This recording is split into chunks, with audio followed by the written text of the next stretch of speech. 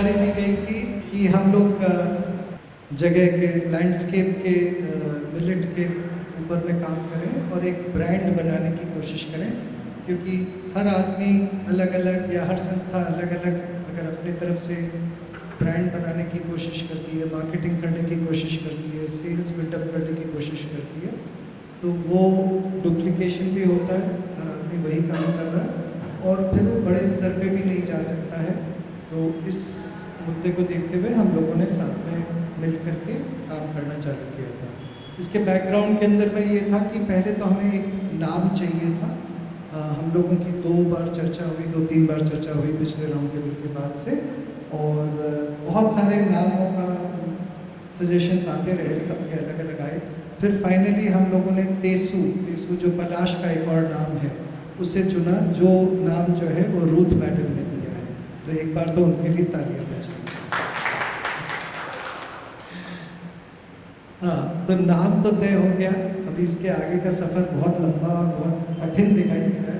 सवेरे से सुधीश जी, आशुतोष जी और मैं बैठ कर के यही बात कर रहे हैं कि आगे क्या करना, कैसे करना, क्योंकि चैलेंजेस काफ़ी सारी हैं इसके अंदर में। इसमें एक ब्रांड बिल्डअप करना है, लेकिन उसके साथ में क्वालिटी को भी मेंटेन करना आवश्यक है। जो इस तरह की चीज़ होती है कि मान लीजिए कि हमारे पास में 4 संस्थाएं हैं जो गोदो की उगवा रही हैं, और हम उसको एक ही ब्रांड के अंदर में अगर बेचने की कोशिश कर रहे हैं, तो कुछ तो मिनिमम स्टैंडर्ड्स होने चाहिए जो वो चारों संस्थाओं को फॉलो करने पड़ेंगे।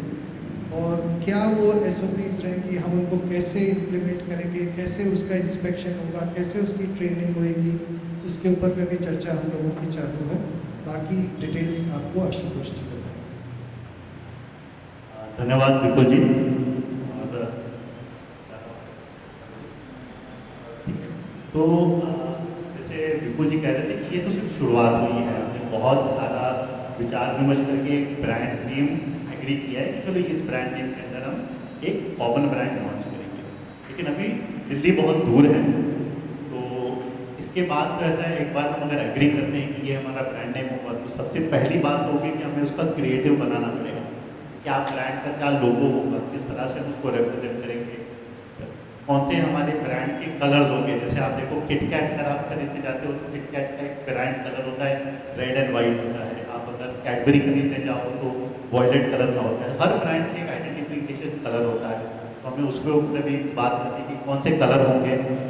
या सबसे पहले तो हमें किसी क्रिएटिव आदमी को पकड़ना पड़ेगा जो ये सारी चीज़ें हमारे लिए कर पाए। तो हमारे तो क्रिएटिव स्किल्स बहुत ही ख़राब है, तो अगर हम कोई ब्रांड लोगो बनाने जाए तो शायद मार्केट में खड़ा भी ना हो। तो अच्छा, ये भी शुरुआत है। फिर उसके बाद हम ब्रांड का ये करेंगे, उसकी ब्रांड की रजिस्ट्रेशन करेंगे, ट्रेडमार्क करेंगे, ताकि कल कोई और टेसू ब्रांड करके मार्केट में ना आ जाए। उसका एक लीगल प्रोसेस होता है, ट्रेडमार्क ऑफिस के साथ जाके रजिस्ट्रेशन करना। उसके ऊपर ऐसा होता है कि आपको पेपर में ऐड देना पड़ता है कि ये ब्रांड हमने लॉन्च किया है। इसको अगर उसके ऊपर कोई ऑब्जेक्शन हो तो आपको ऑब्जेक्शन को लेने के लिए कुछ पीरियड देना पड़ता है, उसके बाद आपको रजिस्ट्रेशन मिलता है। अच्छा, उसके बाद फिर असली प्रोसेस शुरू होता है, क्योंकि आपको इसका एक ब्रांड या आपका पैकेज प्रिंटिंग होगा, डिस्ट्रीब्यूशन प्लान बनाना पड़ेगा। कि आपने ऐसा नहीं है कि जैसे कई जगहों पे होता है ना कि भाई ब्रांड बना दिया, अच्छा सा सुंदर से पैकेट में बना दिया और उस संगठन के ऑफिस में रख दिया पैकेट, उसके बाद तो किसी को बता दिया दुनिया को कि ऐसा कोई ब्रांड है। वैसा नहीं करना है हमको। वो ब्रांड को एक्चुअली मार्केट में लेके जाना है, खरीदना चाहिए, तो उसके लिए एक डिस्ट्रीब्यूशन प्लान बनाना पड़ेगा कि कहाँ पे उसको बेचेंगे। लोकल मार्केट में बेचेंगे, अर्बन मार्केट्स में बेचेंगे, उसको मेट्रोज में बेचेंगे, कौन से चैनल्स में बेचेंगे, क्या आप सुपर मार्केट्स में बेचोगे उसको, क्या आप उसको लोकल शॉप से बेचोगे, मिक्स होगा।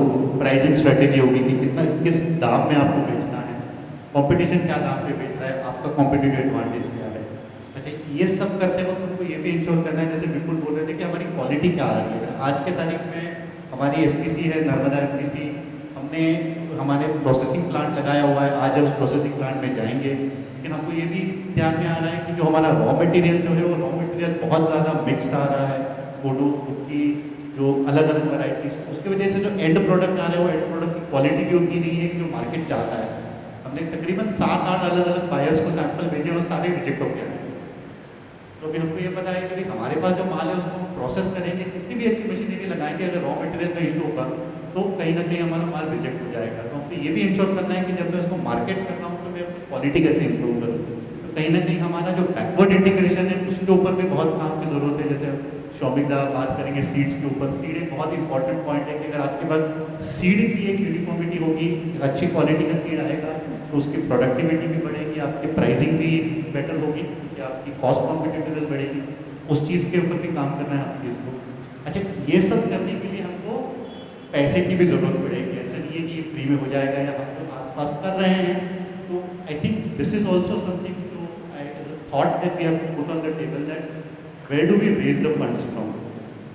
हम ये सुनते हैं कि क्लाइमेट चेंज के लिए बहुत सारे फंड्स अवेलेबल है। ये क्लाइमेट चेंज के जो अलग अलग फंड्स हैं, अलग अलग रिसोर्सेज से, फिर यूएन से हो, एफएओ से हो या कोई प्राइवेट फाउंडेशन से हो, किस तरह से इस काम के लिए सेंट्रल इंडिया में चैनलाइज हो, उसके लिए भी मुझे लगता है we need to start thinking about कि कहाँ से, क्योंकि अब आपको सिर्फ पैकेजिंग भी प्रिंट करना है, कुछ नहीं तो आपको समझो एक ये पैकेट्स बनाने हैं तो पैकेट्स के लिए भी कम से कम 1.5-2 लाख रुपए का खर्चा है।